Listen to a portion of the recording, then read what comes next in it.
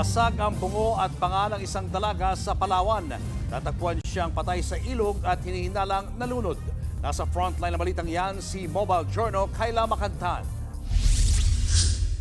Puno ng galos at pasa sa katawan ang isang college student na matagpuan siyang wala ng buhay sa isang ilog sa Palawan.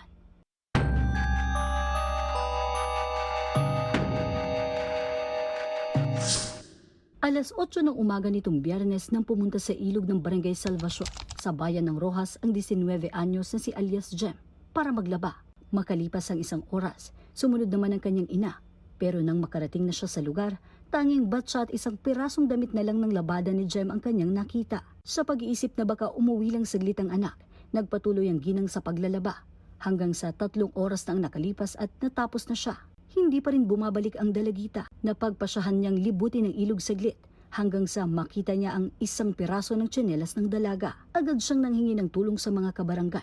Ilang saglit pa, nakita na si Jem. Ilang metro lang ang layo mula sa pwesto niya sa paglalaba.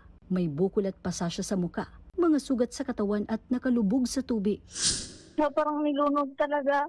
Tapos may kawayan pa po na nakapatong sa may bandang batok niya po. Sa resulta ng postmortem examination, nakumpirmang may foul play nga sa nangyari sa lakas ng paghampas ng matigas na bagay sa biktima.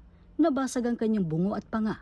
Sa ngayon, patuloy ang follow-up investigation ng pulis para mapanagot ang responsable sa krimen. Nagbabalita mula sa Frontline, Mobile Journal, Kayla Makantan.